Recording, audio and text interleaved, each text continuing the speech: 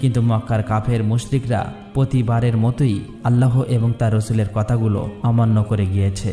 চাচা আবু তালেবের মৃত্যুর পর নবীজির উপর থেকে যেন ছায়া সরে গেল। মক্কার কাফেররা এবার আরও বেশি কষ্ট দিতে লাগলো।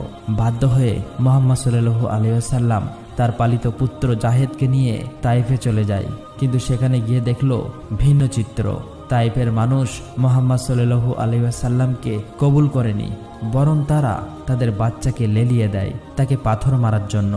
বাচ্চারা তখন মুহাম্মদ সাল্লাল্লাহু আলাইহি ওয়াসাল্লামকে পাথর মারতে মারতে সেখান থেকে সরিয়ে দেয়। মুহাম্মদ সাল্লাল্লাহু আলাইহি ওয়াসাল্লাম এই ব্যবহারে এত বেশি কষ্ট পেয়েছিল যে ওই দিন তার জীবনের সবচেয়ে বেশি কষ্টের দিন বলে আখ্যায়িত হয়েছিল। দুঃখ ও ভারাক্রান্ত মন নিয়ে নবীজি কাঁদতে কাঁদতে রক্তাক্ত অবস্থায় তায়েফ ত্যাগ করে। নবীজি তখন তার সকল আশা ছেড়ে দিয়েছিল। এমন সময় আল্লাহ তাআলার হুকুমে অদ্ভুতভাবে মদিনা থেকে একটি কাফেলা আসে। তারা এসে নবীজিকে মদিনায় যাওয়ার জন্য আমন্ত্রণ জানায়। এটা শুনে নবীজি অনেক খুশি হয়েছিল। নবীজি তখন তার সাহাবীদের কথা চিন্তা করে নিজেই মক্কায় থেকে যায়, যা করে তার সাহাবীরা কোনো বাধা বিপত্তি ছাড়া মদিনায় পৌঁছাতে পারে। দিন দিন এভাবেই মুহাম্মদ সাল্লাল্লাহু আলাইহি ওয়াসাল্লামের জনপ্রিয়তা এবং ইসলাম প্রসার দেখে আবু সুফিয়ান এবং তার লোকেরা নবীজির উপর আরো বেশি হিংসা করতে থাকে। তারা বলে, এবার নবীজিকে হত্যা করব।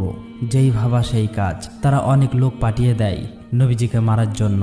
সেখানে গিয়ে দেখে নবীজির বদলে হযরত আলী রাদিয়াল্লাহু তাআলা আনহু শুয়ে আছে।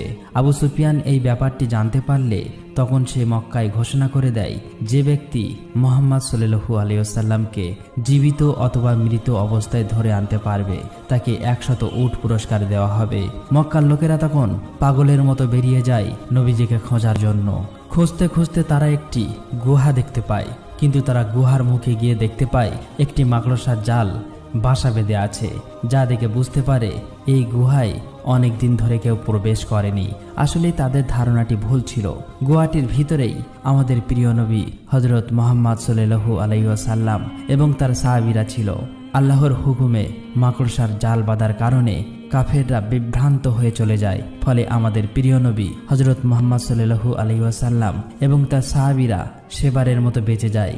এদিকে মক্কার লোকেরা অপেক্ষা করতে থাকে কখন মুহাম্মদ সাল্লাল্লাহু আলাইহি ওয়াসাল্লাম তাদের কাছে এসে পৌঁছাবে।